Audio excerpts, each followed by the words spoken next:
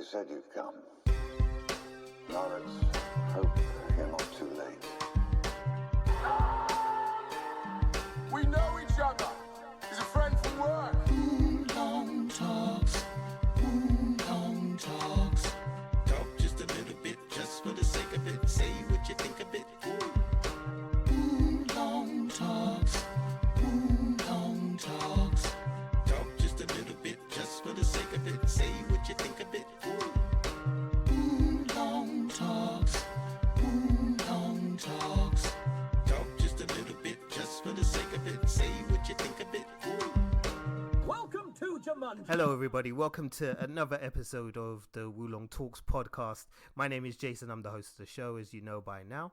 I'm not joined by the Wrestling Kid, aka Rich Kid, but I do have a special guest in the house with me today as well. And I'm really excited to have this guest on.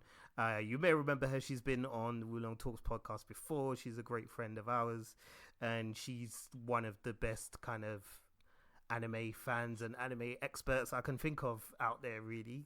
So a very warm welcome back to our special guest, Marquita, aka Yellow Rage Attacks, aka Yellow Rage. Marquita, how you doing, man? Welcome back. Oh, thanks. It's good to be back on here again. Yeah, I'm all right. Just ready to get chatting. Good. Now, folks, as you know, the podcast recording has been a bit sporadic lately, and that's partly down to a few changes that have been happening in my own life and things that have been going on. I won't bore you with it today because you've heard about it plenty of times already. But anyway, the point is we're getting things back on the road, and as part of kind of getting things back on the road, I wanted to kind of bring some closure to the Mad Bad Anime Dad series that started earlier in the summer around the time that my son Quincy was born. He and I, as those of you who've listening will know, have bonded over My Hero Academia and Phoenix Wright Ace Attorney and loads of other kind of animes that we've been watching as I signed up for a Crunchyroll subscription in the summer.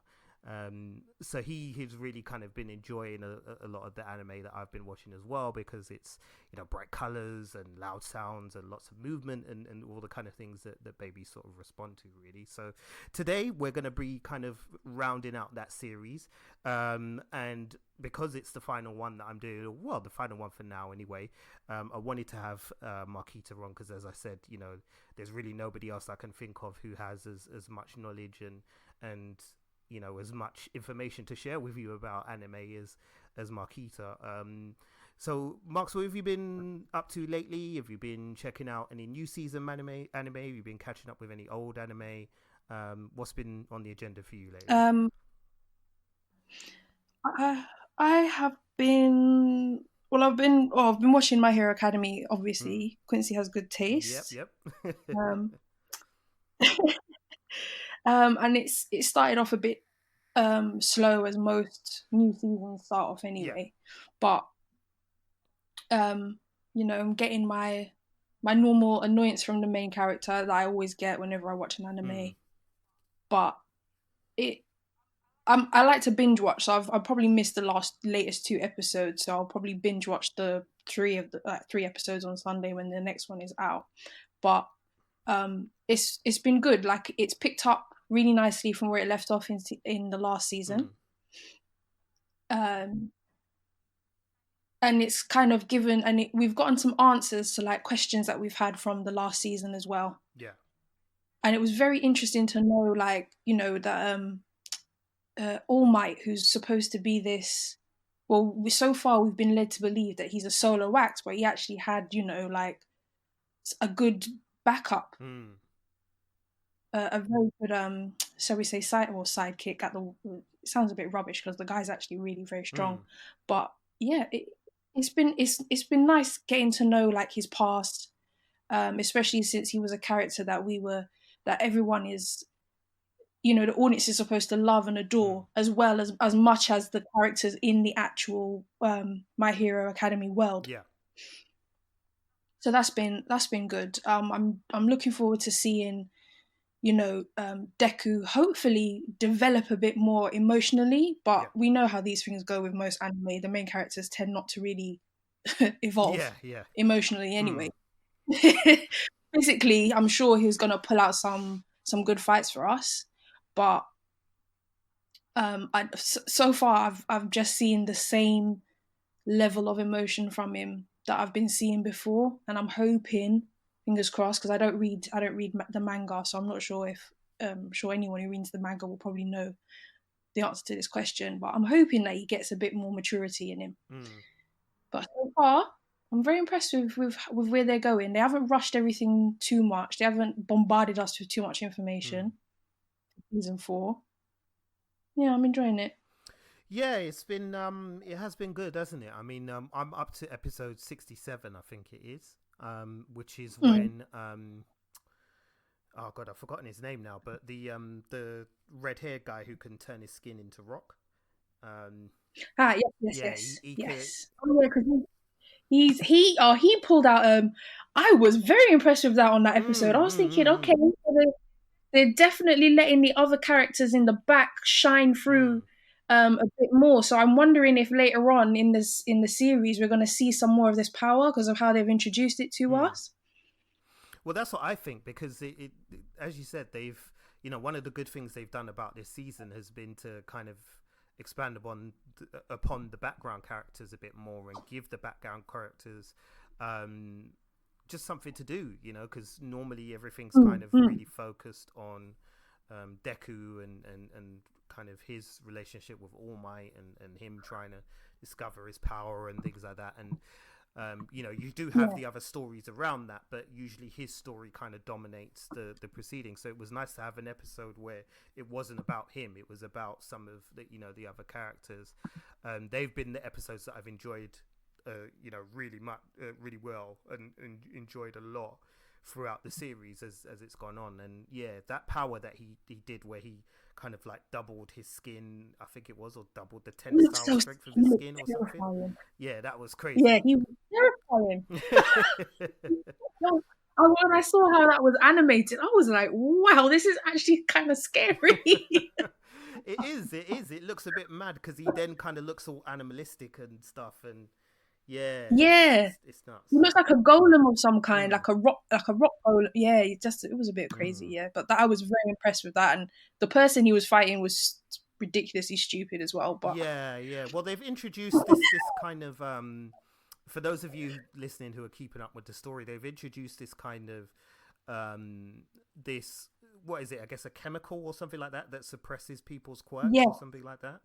So it seems to do both, isn't it? Like one you take and it amplifies your quirk, and the other you take and it can halt your quirk or delay it for a certain period of time, isn't it? Yeah, something like that. I think it is. Yeah. So yeah, I mean they've introduced this now, so obviously the League of Villains clearly have something to do with this and have got something up their sleeves that they're going to be using to kind of cause some mischief with our main characters or with our heroes. So we don't know exactly what the plan is as of yet, but yeah, there's definitely something going down with that. But yeah, I have to say, I mean, I agree with you that the series did start off a bit slow, but then you're right. I suppose that's kind of how like anime seasons in general start. They tend to start off very slow and then build up as they go along.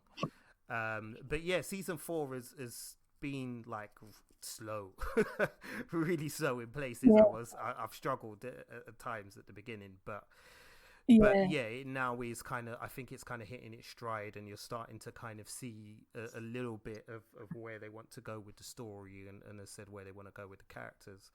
And definitely, I mean, it's still one of the best kind of animes out there at the moment, really. It is definitely, I think it's been a nice because we had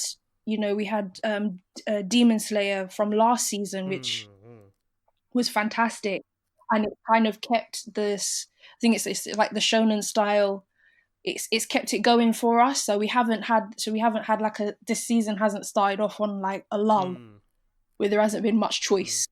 you know. So I'm quite happy with that actually. Yeah, no, definitely, definitely. Mm. But yeah, I mean, listeners will definitely be keeping on top of My Hero Academia and the developments happening with that.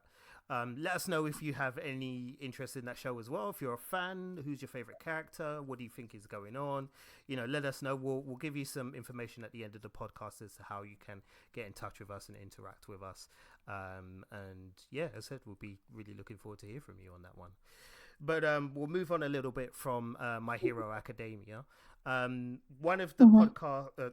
podcasts, one of the animes that I've been watching recently is one that came out on Netflix this year. I don't know if you've seen it yet, Marquita. It's called Carol and Tuesday.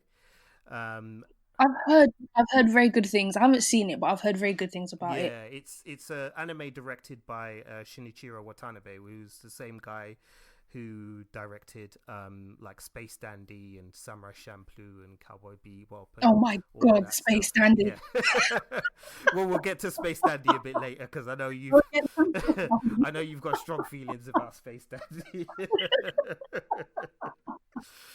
But yeah, it's the same guy who was involved in all of those shows. So you know, it has a very kind of similar storytelling style because he uses a very specific storytelling style. He usually likes to bring together kind of two contrasting characters who have maybe very different personalities on the surface, but through kind of a journey of discovery kind of find that they have a lot in common and, you know, kind of bond and things like that. And Carol and Tuesday is essentially the same as that, but it's two young women who are both musically minded and musically gifted.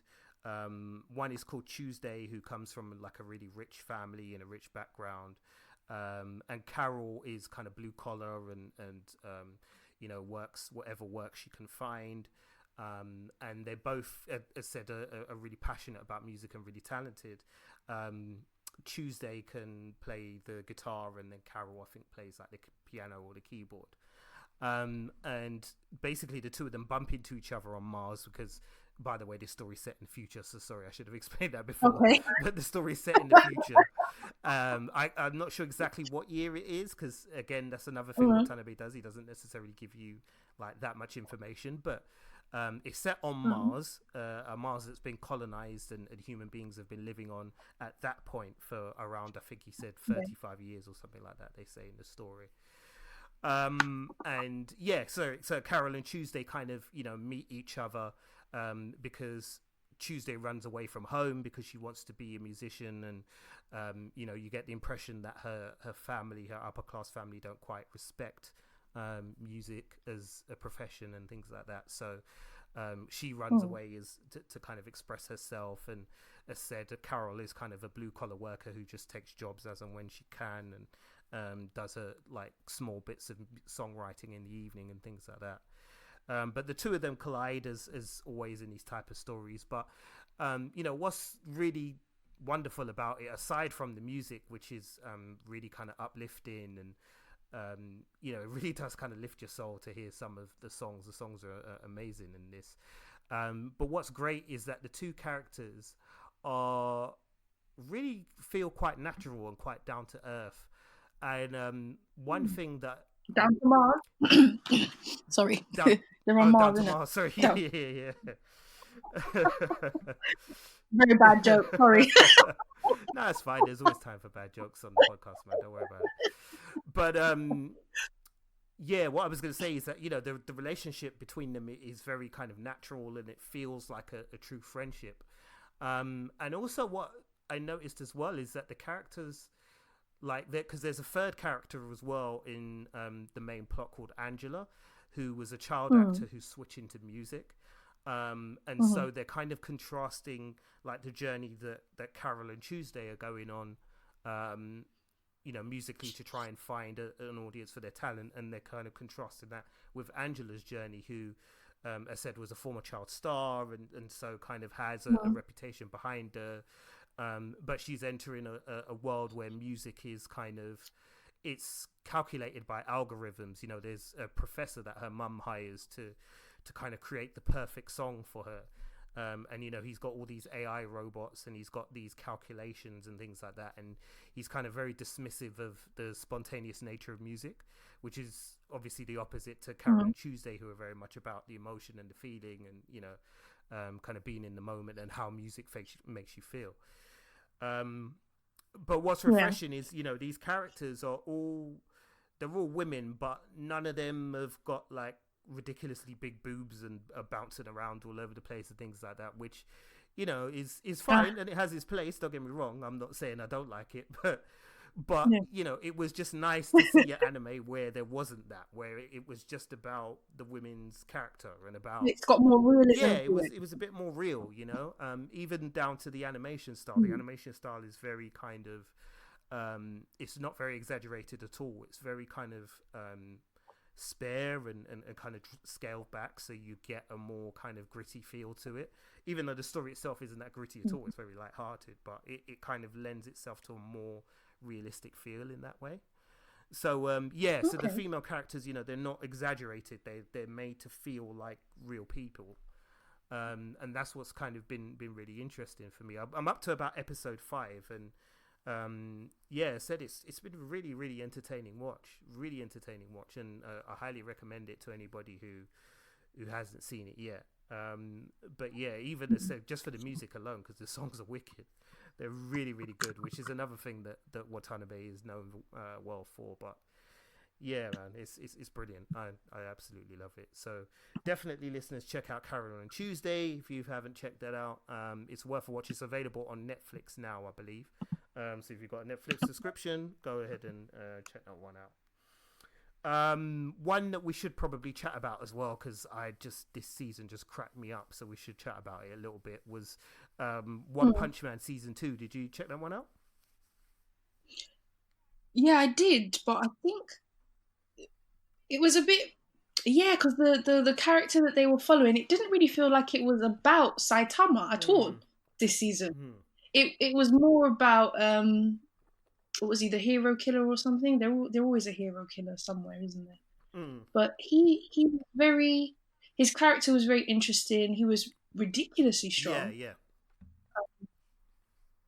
And there was a lot of it. I just kept laughing at the fact that Saitama had knocked him out several times without even realizing over the course of this the season. Oh, yeah. That's the I've forgotten his name now, but I know who you're talking about. It's the guy who, at the start of the season, it starts out like he's this really super duper powerful guy, but then it turns out that he doesn't really have any power at all, and he's been bluffing the whole time. And Saitama and Pride Ryan or something. What was his name? I can't remember what his name was now. Yeah, but him and Saitama end up becoming buddies and playing games and video games and stuff. It was just hilarious. Yeah, really hilarious. Yeah, it was really odd. The last season. To be fair, I can't even really remember most of it, so that probably tells you a lot. But it was. I kind of felt sorry for Saitama at certain points, because I'm just like, what is the point of him if he doesn't really have a big, person to fight? Because at the end of season 1, he had that virus that he fought.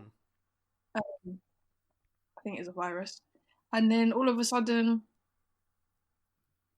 it felt like it just really wasn't about him, or it was about him realizing that there isn't anybody that he can actually. There isn't anybody to give him a challenge. Yeah, so he just kind of spent most of his time playing games, and then ever so often punching that other guy in the face randomly. I think there was also in this season, didn't he enter the martial arts tournament to try and oh yes, with the wig. So in this season, he goes to the martial arts tournament to try and basically, because Saitama, as for those of you that don't know, listeners who are listening, Saitama is a hero who basically is ridiculously OP to the point where he can defeat his enemies with one punch, hence the name One Punch Man. And he struggles to find anybody who can kind of challenge him. anybody who has like a similar power level to him, and as a result of that, he ends up quite depressed a lot of the time, and dealing a lot with his own kind of emotions and thoughts. So part of him trying to combat that was he decided to enter this martial arts tournament. So it's all, kind of the greatest fighters from across the land and all of that type of thing. And Saitama, in order to disguise himself, puts on this stupid blonde wig, and it's just like the most ridiculous looking blonde wig you've ever seen in your life. Because he's posing as his friend. Yeah, that's right, isn't he? He is, isn't he? What's his name? Yeah, I'm just on Wikipedia now, reading up, remembering all the episodes. Yeah. Yeah, it was so weird, but he did have a good fight at the end of it, didn't he? When he was that weirdo's head off. That was interesting. Oh, yeah, that's right, because they it's towards came flying back.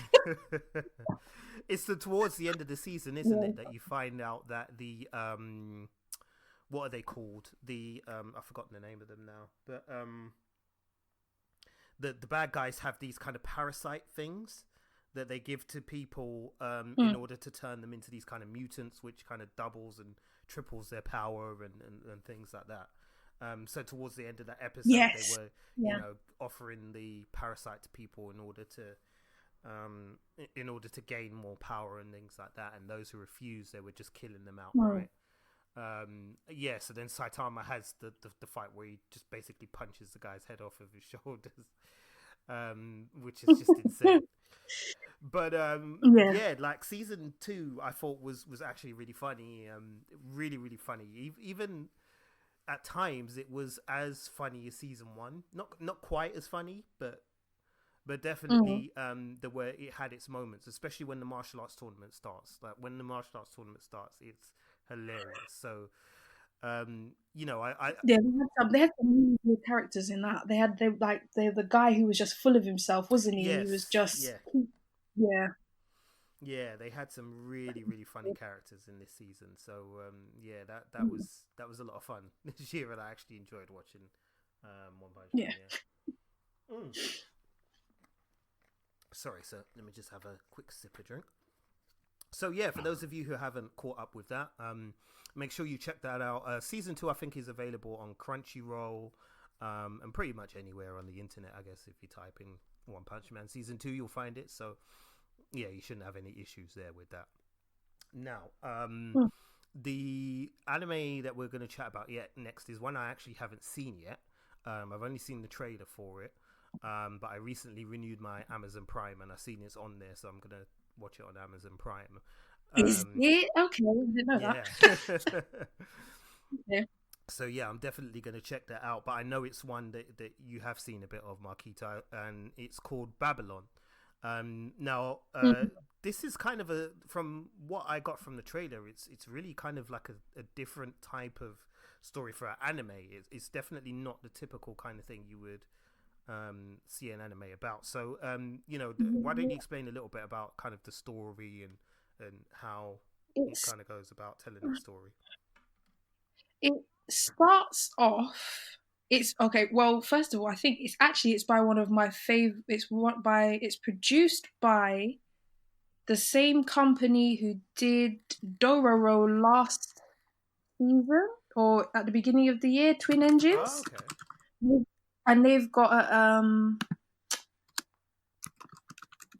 a really nice animation style, really easy to watch, very realistic. Actually, they did Babylon, and they've got another one out called Vinland Saga. But anyway, right. So, but Babylon is so it's. When I first started watching it, it was more of I thought it was just going to be like a regular kind of crime sort of detective style thing. But then somehow by the end of the last episode that aired, which was episode 7, and it won't be airing again until December the 30th, it turned from a pharmaceutical investigation into a like mass suicide just mess. Like everybody's dying everywhere, Right. and and there's just lots and lots of blood.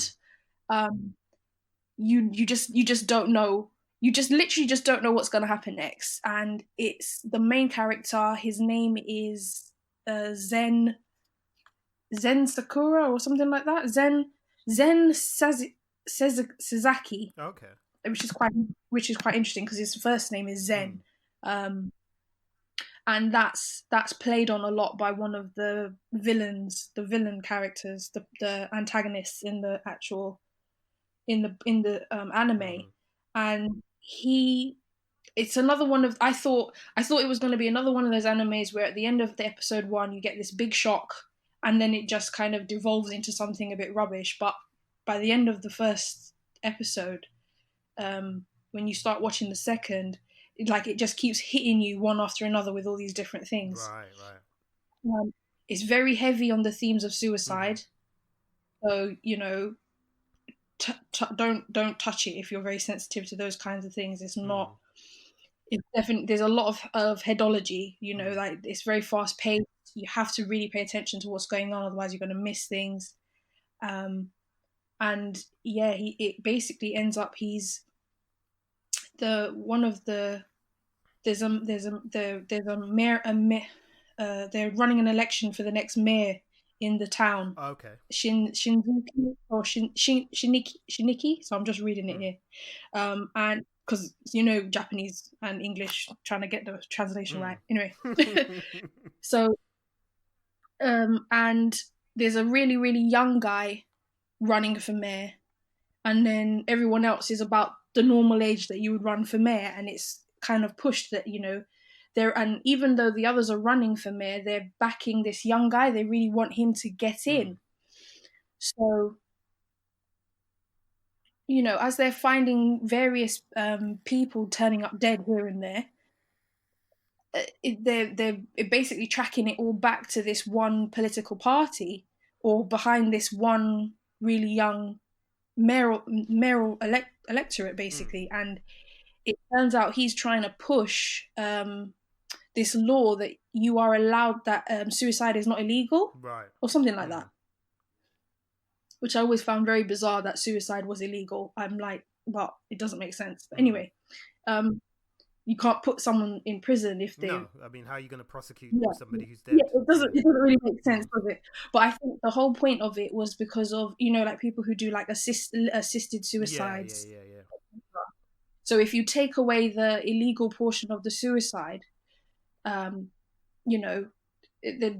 he's trying to push it so that he can himself commit suicide, and basically I don't know if this is a real law in Japan or not, but in the anime anyway, if a person has committed suicide, they're not allowed to use their organs for like organ transplants. Oh, okay, I didn't know that.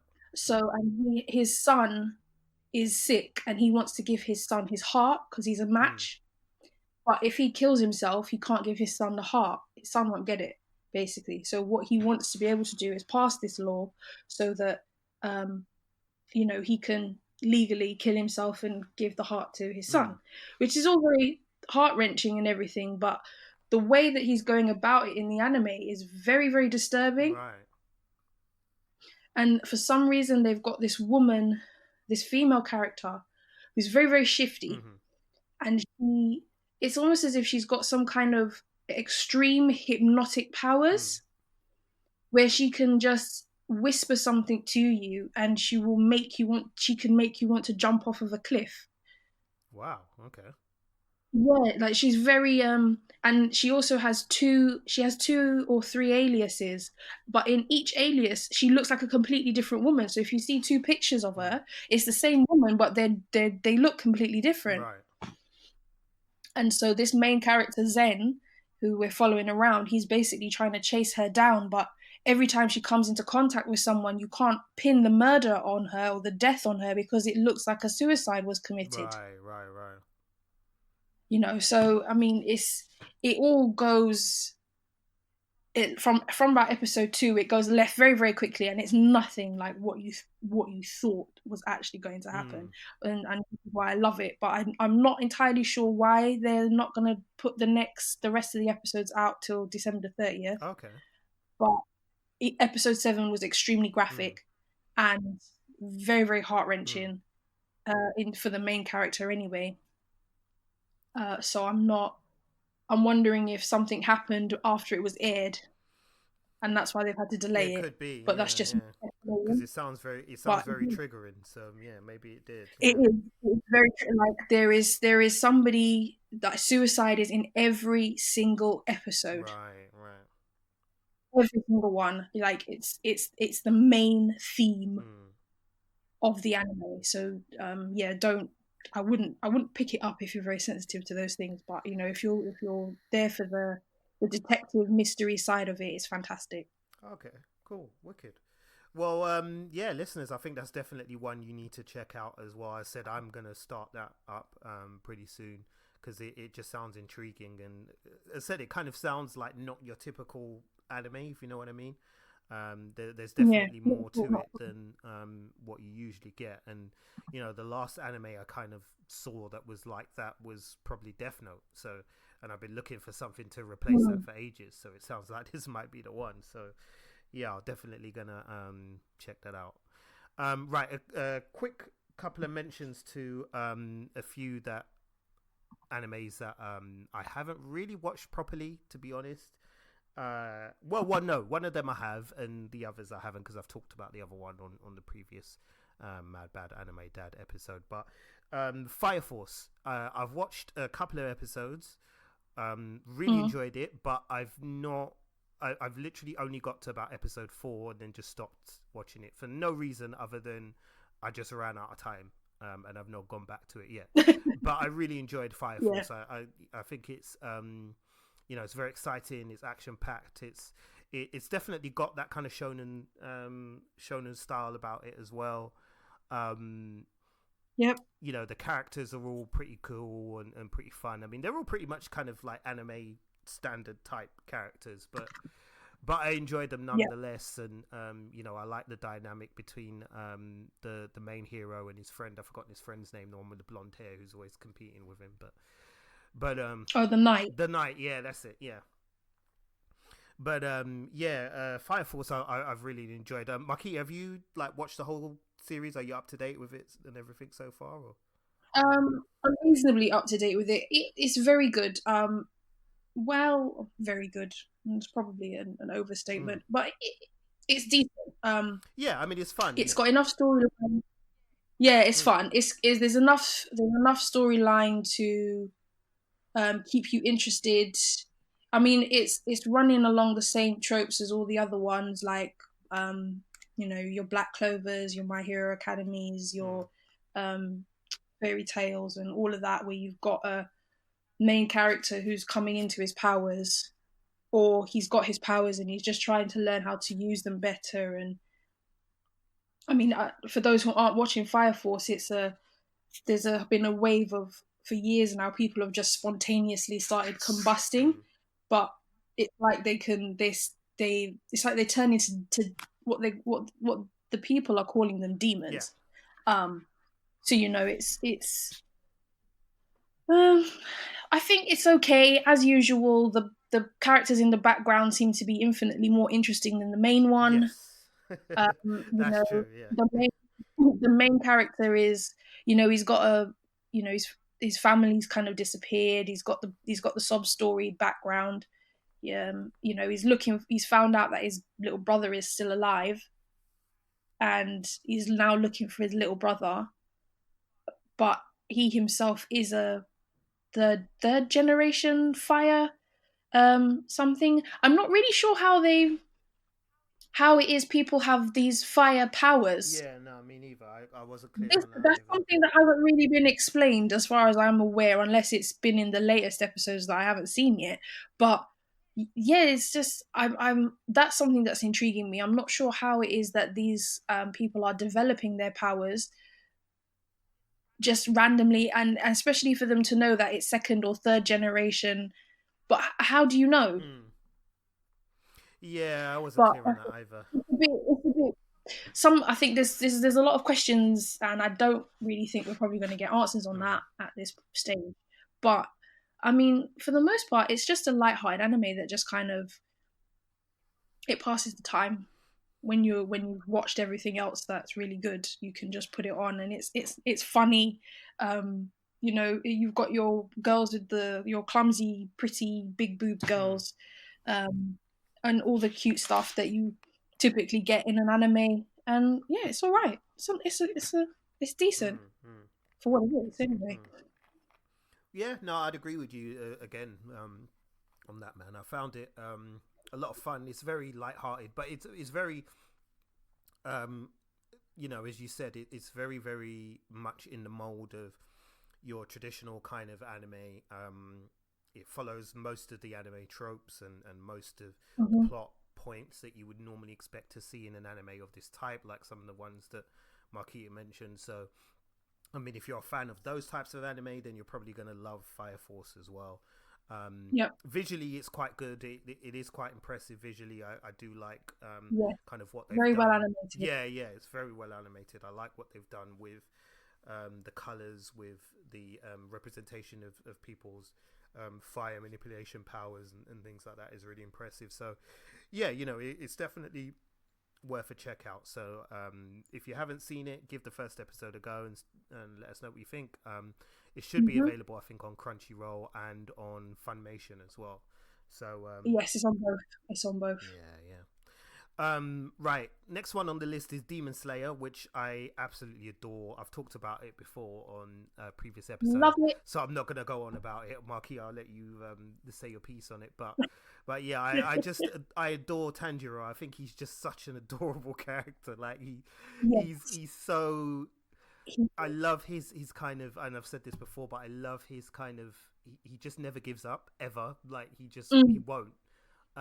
It's his sense of determination and his kind of desire to do right by his sister and things like that, which are just really, really lovable. So yeah, I love that show. But yeah, sorry, you go ahead and tell us a little bit about what you thought of it. Yeah, I thought it was. I liked. In reading some reviews on it, even though I've already watched it myself. It kind of helped me put to words how I felt about the anime. You know, it takes your regular, shonen tropes, and it because it's in a different kind of setting. This sort of uh, like just like as Japan is probably going about its industrial age. Yeah, I think. yeah. I think Um, it's on the historically. I think it's like they've done it as the point just where Japan is moving out of the feudal stage and into the industrial age. So I think it's kind of yeah, fit in and between those two. I quite like that. Mm. I like that. I like the fact that it's not a bunch of high school students Mm. with funny parents running around. We've still got like an essence of what a lot of people look to the East for. With all the mythology and everything. Um, to it's just nice, and I think I like the fact that he's not a screaming main character, because that seems to be a theme recently where the main character is just constantly shouting at you, Mm. and Mm. Oh God. he's not constantly shouting at you. Mm. He's got these sidekicks that are really sidekicks, well, his other demon slayers that are just absolutely hilarious, and they're really strong. They're not quite as strong as he is, but they're still very, very much strong in their own right. And when they see him working hard and continuing to work, they want to pick up their pace themselves, even though their personality types are kind of, one of them's quite wimpish, but Mm. he's ridiculously strong. Like, Yeah, as yeah. when he freaks himself out so much that he passes out and he can just more or less kill anything. Mm. But it's just yeah, I love it. I think it's got some. I like the villain, the main villain, Mm. Mm. especially the memes where they said that he looked exactly like Michael Jackson. I He was just does. He does. I'm sorry, but he does. They're absolutely right. Everything, man. The brilliant. fucking the ponytail, the trillbilly Everything, hat. Yeah, everything. it's him. I'm sorry. You can't tell me no different. It That was was so MJ.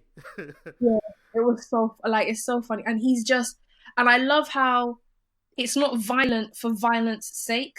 Mm, mm, You know, the mm. fighting is very well animated. I love the heavy drawing style of the thick lines whenever Tanjiro's using his main. They're all using their main attacks. The Mm, Hashira mm, and all of that. I absolutely adore that. I find, and the color palette for it is very vivid, even in the dark moments. mm, mm. And I'm very intrigued about the movie that's coming up now, because it seems to be that Yes, yes, they've yes. done the seasons, because I think it Mm. was like a 24, it was 24 episodes, Demon Slayer. It So was, that, yeah. yeah, that took us through spring and autumn. I mean, well, spring and summer even, because we're in the fall now. It's so the next arc is a movie, and then I guess we're gonna go back to our normal set of seasons, and it's quite funny because how often does an anime after one season get a movie? Yeah, It's you very, very generally rare. don't. Yeah, you generally don't see that until it's well established. Yeah, But it's just been so wildly popular. I think they've just thought, you know what, let's cash in now while we can. yeah, So definitely. And I'm yeah. I'm I'm interested to see this how this fire Hashira has what he's about, because I've got the trailer on my phone. Actually, I was watching it the other day. I was going to post it on my account, but I hadn't managed to get around to it. Hmm. But it looks amazing, and I'm hoping that ever so that they'll release it over here as well, because sometimes they do, Hmm. just for like one day or whatever. They'll drop it in the cinema, and if they do release it in the cinema over here in the UK, it looks like something I would love to see on the big screen, Oh yeah, for sure, for because it sure. looks very, very vibrant, Yeah, and it with that looks like animation style, definitely. yeah, it looks like it will be worth a trip to the cinema to watch. Like, I can't wait. It's amazing, and I think Tanjiro is, again. I'm hoping that they develop his sister a bit more.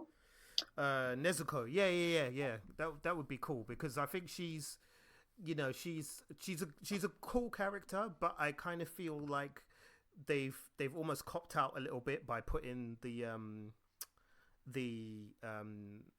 the restraint in her mouth, Yes, so that but they don't have to kind of come up with dialogue for her, because it's like, oh, she yeah, can't talk. Look, no, she's got to wear restraint. And but they do quite well at expressing kind of what she's experiencing emotionally, yeah, and how she's reacting to her yeah, brother yeah, yeah, without words definitely. and stuff, which is cool.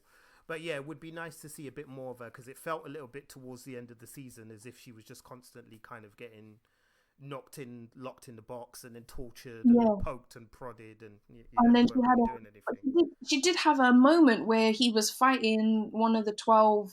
What are they? The 30? I can't remember how many there Oh, are. the no, I think you're right. There's 12 of them. I can't remember what they're called now, but yeah. Yeah, but he was fighting one of them, Mm, the top one of the top level demons under the main guy, and she just came out with this blood art out of nowhere, and I'm mm, like, are we gonna see? So like when he's been fighting the previous demons who have been around for ages, who have who can talk and have developed their powers, are we gonna see like a quick development from her, um, like on a faster track? I'm not sure, but I really want to see her powers manifest and see how it plays in with Tanjiro, mm, mm. because Yeah, I feel like he's going to yeah. get in trouble again, and Mm, that's probably how we're going to see more of her coming to his aid and letting off these big attacks. But I just don't want it to be a case of she lets off. Anime does heroines very dirty, so yeah. Very much so. it would be nice to have her cut, even though the butterfly one characters that he was with training with, they're very strong, Mm, and mm, so I can see something good there, mm. but I'm hoping that she gets more airtime, and that we get to see her develop and maybe get some conversation out of her and whatnot. But Demon Slayer is definitely one to watch out for, and I can't wait for this movie. I think it's going to come out in the January or February or something like that. Um, Right. that should be very, very good. Yeah, yeah. I'll definitely be jumping on the Demon Slayer movie when that comes out as well, and I'm hoping, like you are, that it will come to cinema, because I think it will look pretty spectacular on the big Yeah, screen. So yeah, it would definitely be worth a watch on the big screen. That I think so. yeah, fingers crossed, listeners, that will come out. If you're a Demon Slayer fan, let us know as well, and let us know how you've been enjoying the show, and if you have been enjoying the show, who's your favorite character, and tell us a bit about where you think the story is going. Again, we'll let you know how you can get in touch with us at the end of the podcast. Now, just a quick mention for this one, because I don't know how I actually feel about this season. When it came out initially, I was like gassed and hyped, and I was like, yes. And then I watched it, and I was kind of like, I don't feel like I haven't kind of learned anything that you already hinted at previously. And that's Attack on Titan season 4. I don't know what you thought of it, Marks, but I was just kind of like, yeah, I kind of felt like I just didn't learn anything. Do you know what I mean? Like, it was cool, don't get me wrong, but I just didn't feel like the story actually told me something that you couldn't kind of piece together yourself based on the information they'd given you in season 3. So, I mean, I know we learned a bit more about the Titan power and how it kind of works and how they pass it down from generation to generation and things like that. But I don't know. And I guess, okay, we learned a bit of the story of how the kind of, the initial conflict came about. And there was definitely some echoes of kind of like Nazi Germany and how the Nazis were treating the Jews and things like that, in terms of the way that the conflict is kind of presented in the show. So that I was kind of like, rah, you guys really went there, huh? But but yeah, I mean, I don't know. What did you think? I thought it explained a lot for me. But to be honest, Attack on Titan, I found it very, very. I found it a bit difficult to keep following because it takes a lot of turns, doesn't it? Yeah, like I feel like every episode of Attack on Titan, I had more questions and nothing at all was answered. Nothing. So you're sitting there and you're like, okay, but you still haven't addressed all these issues from season 1. Yeah, exactly. But I think at the end, when when they made it to the water, and then I think Eren was kind of like looking to the future and basically realizing that they've now got another fight for their life coming, and it's not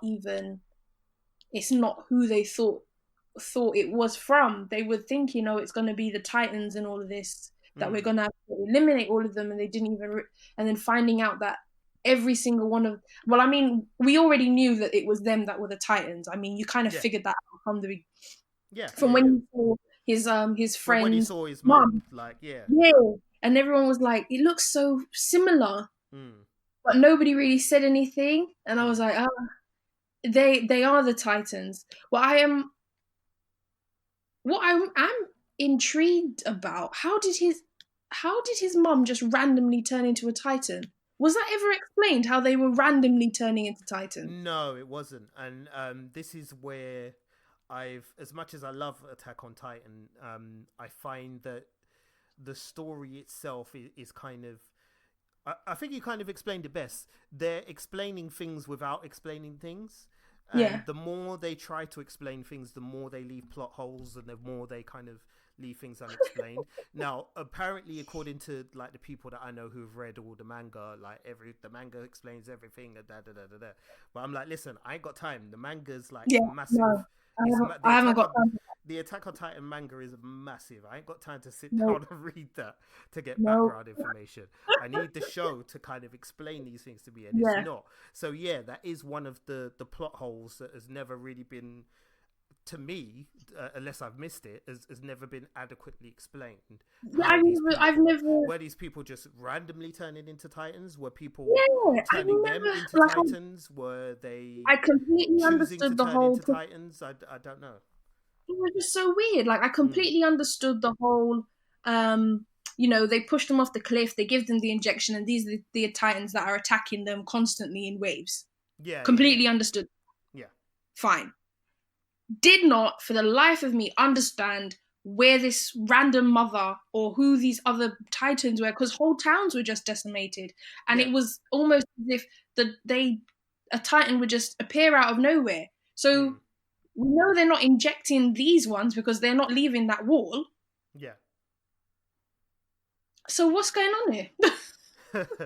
I don't know. I'm as But other yeah. than that, I love, like, I mean, Levi is one of my favorite characters. I loved Oh, his he's a whole. badass. Yeah, man. He's a badass. You know, they had some really good characters. I felt, as His usual, his battle with Eren the was. Beast Titan was just brilliant, man. Oh my Brilliant. god, yes! How could I forget that? Mm. The way how the Monkey Titan was just Monkey, the Ape Titan, whatever they called him, Beast Titan or Beast something. Titan, yeah. That's it. Was like, you know, how how are you just attacking me, but you know nothing's really going on, and then all of a sudden he turned and he saw Levi come through, and I thought, this man is basically a flying god. Yeah, he, you Yeah, know, yeah. the action in Attack on Titan is just, it's upper echelon. Mm. Definitely, you know, they give you great build up, or sometimes they don't even give you build up at all, and it's just go. And then I loved how the the other two titans that were the scouts with them, I love how they kind of had that mind break situation where they thought, every so often he would switch between being their friend and, you know, being, oh, we have to help them and save them, and then he'd come back to being his, what he was supposed to be doing as a titan. Mm. Mm-hmm. And Mm-hmm. I found that very fascinating as well. Mm-hmm. You know, a lot. It was a lot, especially with, you know, the royal family and the Oh yeah, yeah, yeah. around and everything. That was And you're just just like, madness as well. But yeah, yeah, I feel like they've told. I feel like they've told us stuff that we already know and have not answered the questions that I want to be answered. So I don't know if that's a deliberate thing and they're saving it for the next season, because the next season will be the final one, which is, I think is it summer next next year year. or autumn next year, Stuart? Yeah, autumn next year. Well, what Autumn. questions have you Okay. got that are still hovering in your head then? Well, just like the little things, like you said, like what is the deal with those types of titans that just kind of popped up from nowhere? I mean, were they, you know, are they in control of their titan power, or did someone inject them and send them out there? You know, I'm not sure about that. You know, there's things with Mikasa's past as well, where like they've kind of hinted at different things and how her kind of family might be related to. I think it's the people who were the rebels in that society is who she was related to, or something like that. So they've kind of hinted at bits of that. I'm trying to think of who else is there that we've not really learned much about. Well, Captain Levi, I mean, I think mystery works best for him anyway, so that's Well, we probably got a fine. bit of his But we background. got a bit of history between him and Kenny, wasn't it? Yeah, now we know why he's so badass, basically, Yeah, because he lived that. He was about that life, isn't yeah, it? yeah. Man was ready for road from early. So yeah, from early he was ready for the road, bro. So yeah, we know a bit about him. But yeah, there's just kind of like, I'm trying to think of other things in my head. Like Historia's story, we kind of got an explanation of, Mm, but I still kind of feel like there's more to come from that. Like that we haven't quite seen everything that we need to see about her. And I feel like there's some kind of relationship between her and Eren as well. mm, In terms of like what their families have done and collaborated on. So yeah, there's just kind of little threads here and there, and it's just kind of nagging me because I want to kind of get to a point where I'm clear. But yeah, as I said, maybe it will be that this season will be the one that will explain all of that. So mm. yeah, I guess we'll just have to wait and see what happens with that. But yeah, listeners, Attack on Titan season 5, which I think will be the final season, should be upon us in the second half of 2021. Now, the last two we're going to talk about, I haven't seen at all, so I'm going to let Marquita talk a little bit about these two. But the first one is No Guns Life, which Yeah. I said I haven't seen at all. So yeah, Oh, you it feel is. free It's on to. Funimation. Yeah. It's been dubbed as well a bit, so I've been watching it dubbed at work. It's giving me, just briefly, it's giving me that Sin City vibe. You know, that who is the main character in Sin City? not since in you know when the movie came out, the guy with the messed up face.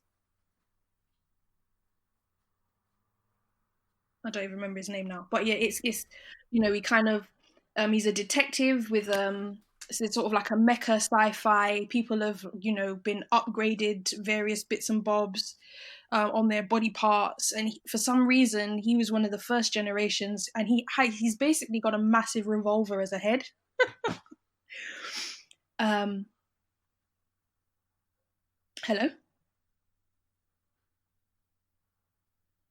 yeah, and he's you know, he's pretty funny. Is there's some weird thing happening in the background with some company who's basically taken over the whole of the world, or the city post-war, and you know, so far so good, and that's a new one this season.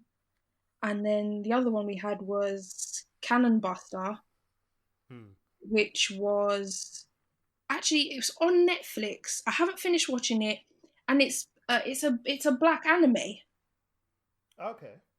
and it's you know it started off very very well. I have absolutely no reason again why I didn't finish it, but it's supposed to be it is amazing so Hmm. far what I have watched. Some guy's basically got like a really weird curse on him that he can die up to I think I don't know if he has a cap on the amount of times he can die, but every Hmm. time he dies he gets a tattoo on him, Right. Okay. that number that he's died. Hmm. And then he meets up with a like an android style character, and and pretty much every single character in this is black as Hmm. far as I can see. And it's fantastic, and I love to see the representation of black skin in with these anime style, these draw animated styles even. Hmm. Hmm. So yeah, I'm gonna definitely gonna pick that up. So that's on Netflix, and that's definitely Okay. worth a watch. Yeah. Cool. Yeah. No, I'll definitely give that a watch as well. I remember somebody mentioning Cannon Buster to me actually. I think it might have been our friend Alvin who Mm, mentioned mm. it. So yeah, I'm gonna have to check it out at some point because a lot of people have been talking about it. And as you said, it's quite rare to see some melanated people up in the anime. So Yeah, yeah, it's good, that and it's aren't born interesting that we've got. Yeah, it's interesting that we've got two of them that have come out on Netflix as well because we yeah, have Carol and Tuesday. yeah. Carol is a black woman in the series as well. So Mm. so yeah, it's interesting that we're slowly starting to see a little bit more of that. And long may it continue, we say. Yes, and So yeah, not stereotypes looking back. either. Gone are the Mr. Popo days, I tell you. Yeah, yeah, yeah. Good lord, Mr. Popo. Wow. Jeez, I actually forgot about that. Yeah, Flipping hell. So yeah, man, it's there's definitely a lot of anime out there for you guys to sink your teeth into. So we've given you quite a few recommendations. So if you're not up to date with your anime watching, make sure you check out some of those that we've mentioned here. I'm gonna go ahead and say that I think the favorite of mine of this year so far is probably gonna be. I mm. think maybe Demon Slayer might just edge it for me. Yeah, Might just edge out some the others, My Hero Academia and Carol and Tuesday for me. yeah. Just because I found it just just so joyous. The visual style is amazing. The lead character, as you said, is not a whiny git, which is usually what lead characters Mm. are in anime. He's actually a very likable character. And yeah, it was just so much fun to watch, man. So I think that Demon Slayer will probably be my number one pick for the year. And I think Quincy liked Demon Slayer as well, although I think he prefers My My Hero Hero Academia Academia, just because it's blighter and the music. He just loved the music as well. yeah. As soon as the theme music starts, I'm he's not a like, fan oh, of oh. this season's theme tune. I must say, I'm not a fan of it. No, I kind of think it's the weakest one as well, to be honest. Yeah, Yeah, I actually do think it's the weakest yeah, one. So I don't know what that says about Quincy's taste in music, but yeah, we'll leave that there. yeah. I think Yeah, we'll definitely Demon leave Slayer has that. definitely been one of my faves. Hmm. Hmm. Definitely been one of my favorites. I mean, we had some. Um, what else have I been watching? Like, it's just I mean, the rest of what I've been seeing this season come out has just been a bit, not really anything to write home about. It's a bit wishy washy. Yeah, there's been a lot of forgettable stuff, isn't Food, there? Food Wars has Shokugeki Food Wars though has started back, and I started watching that to catch up on it a Oh few yeah. last month or so, and that is hilarious. Like I just don't. It's just one of those anime that it just comes at you sideways. You would never think that this was going to be good, and it's actually really funny and really good and clever at the same time. Mm. And it's actually just like, it's just so weird because I've only just started Food Wars, and Yeah. I messaged Marquita when I started it, and I was like, "Wait, you mean to tell me people are coming from food?" I was like, Yeah, "What?" Like I don't understand what's going on. Like, yeah, the sexual element in the like food is it just took me, bizarre. yeah, it took me a minute to get my head around that. I can't Yeah, lie. I was like, "This is just wild. I don't get it." Like, yeah, but it is funny. No, it is funny. I'm up to episode 4 now. So, but bear in mind, I'm still on the first season, so I've still got yeah. a way to go on I that think I'm one. about halfway through season 2, Right. and season 3 just started, so I should be able to catch up before the end of the year. But yeah, that's been a fun one for me. That's just been one of those light-hearted ones that I've just been putting on in the background while I've been doing my work and stuff, and it's definitely keeping me entertained. But Demon Slayer is my number one for the year so far, because and then probably once more of Babylon comes out, that'll probably be those two are my favorites for this year, I think. Cool. Yeah, as I said, I'm definitely gonna try and check out Babylon soon as because it does sound like really good. So yeah, I'll give that a look. But yeah, listeners, that's it. That's going to do it for us. Make sure you tell us what kind of animes you've been watching this year and what have been your favorites as well. You can get in touch with us via our contact details, which you'll hear at the end of this episode. Marquita, I know you've recently started Etsy store, selling some of your own creations and stuff. Did you want to give it a quick plug and tell us a bit about what you're selling? Yeah, it's just it's called the shop's called Marquita by Marquita, and it's just a little venture. I've got a bag in there with some made out of Wakanda print. I've got some little mermaid bags as well that I've done up, and I should be putting in some more stuff running up for the because I'm a bit of a carnival baby, so there's going to be a lot of bags there soon, representing the various countries in the Caribbean, possibly the African countries as well, depending on the interest that I get. Um, so yeah, that's been fun, and I'm probably gonna put some coats and whatnot because I've got some ideas for some jackets and um, Naruto based designs, etc. So hopefully I should be able to get some, do some mock-ups and have that posted up probably early 2020. Wicked. Awesome. What we'll do, listeners, is we'll post up a link to her store on Etsy on the podcast notes, so whichever podcast app you're using to listen to this. If you go into the description of the episode, you should see the link there for her shop. So if you want to go and take a look, by all means, do that. And in fact, please do, and spend some money with Marquita as well, so she can fund her cosplays and her jaunts to the Caribbean for Carnival. So yeah, make sure you buy something from the store. But as I said, we'll post it up in a link in the show notes. Marks, thanks a lot for joining me on this episode. As always, it's brilliant to talk to you. Where can people chat to you about anime and stuff?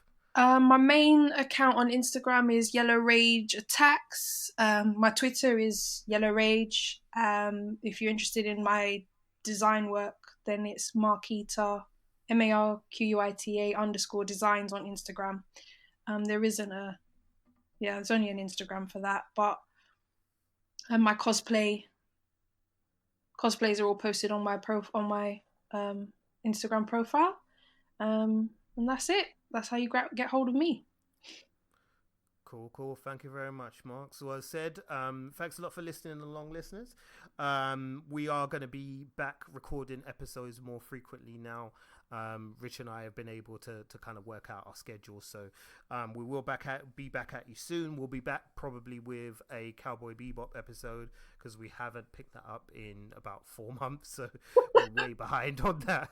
So yeah, we need to kind of get going with that and get cracking. So we'll be back with that shortly, and we'll be back with our regular Wheel on Talks weekly podcast starting from next week as well. I'm very excited, and I'm sure you're very excited too.